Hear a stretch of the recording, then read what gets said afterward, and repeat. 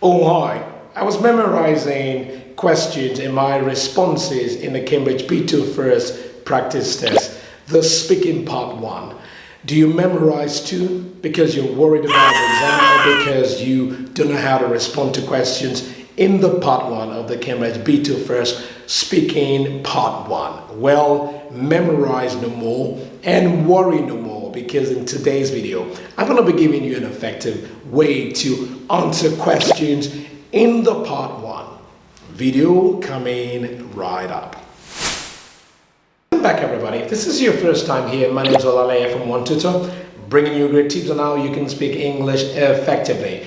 One of the goals of this channel is to give power to you. Is to give power to you through effective vocabularies that will help you show a difference every time you're speaking in English. Remember, everyone, speaking fluently and effectively requires great power through effective vocabularies that will help you show a difference every time you speak. Hit the like button if you're learning just a little bit of English every time. You might also consider subscribing to the channel somewhere down here if you haven't done that already, so you can stay notified of great videos like this one that will help you take your English to the very top. Let's go over some frequently asked questions regarding the speaking part one. Question one is about the number of questions. How many questions are there in the speaking part one? I understand, because it's super important for you to be able to effectively manage your time, to be able to effectively manage your response, to be able to understand the number of questions so you are prepared for the questions. But the answer to this question is that there are no set numbers. The examiner can ask you 1, 2, 3, 4. It will depend on the examiner. It will also depend on the time you have been given. So there are no set numbers of questions in the speaking part one. The second question is about a partner. Would you be speaking with someone else in the speaking part one? Well, the answer to this question is that you would not be speaking with someone else, because the questions in the speaking part one are for you, to check your understanding of the question, to see how well you can respond to these questions. So the speaking part one questions are for you. Yes, there will be another candidate, or there will be two other candidates taking the part one with you, or taking the speaking part of the exam with you, but the questions are directed to you. You are supposed to understand the question and respond to the questions alone. Let me know in the comment section if there are other questions you would like to know regarding the speaking part one. So responding to questions in the speaking part one, of course, we have the yes and no approach. It means if you're asked a question, you can simply say yes, or you can simply say no. Let's look at an example. So of course, you could be asked a question, do you often cook? Do you often cook? So that's a question you've been asked in the part one. Of course, you can simply say yes, or you can simply say no. Or you can simply say, yes, I often cook. Or no, I don't cook often. I don't cook often. So of course, you've responded in this way. If you respond with yes and no, you haven't shown a new vocabulary. You've only said yes and no.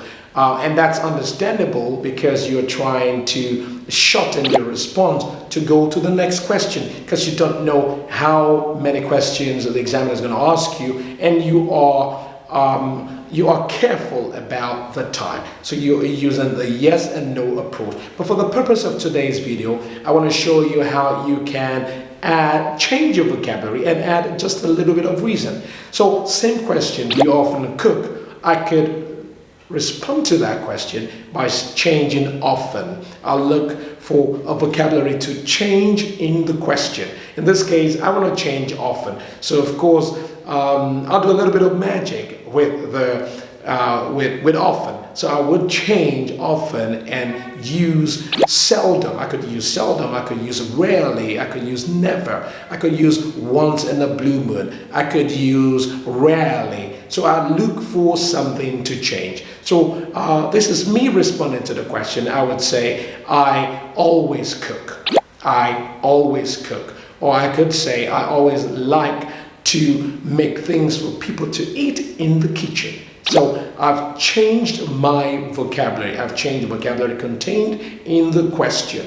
And then the second thing I would do is to give a little bit of reason. So I enjoy, now I'm changing again. So I would say, I always like to make things for people in the kitchen, as it's a good way for me to spend time with my friends.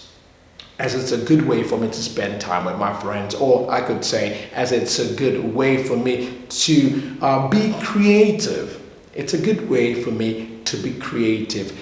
And I'm done with that question. I'm done with that question. So I've changed my vocabulary and I've added just a little bit of reason. It's super important for you not to extend the response. Make sure your response is short with a change of vocabulary, and this way you are able to show your wide range of vocabulary because you have a new vocabulary. You know, you've been asked often, yeah, and you've changed often to always, you know, rather than just repeating often again. You've been asked cook, you change cook to I always like to make things for people in the kitchen. So you've changed something, so that's showing a wide range of vocabulary. And you're not done yet because you've added just a little bit of reason to justify why you do a certain thing. In my case, I always like to cook, make things for people in the kitchen,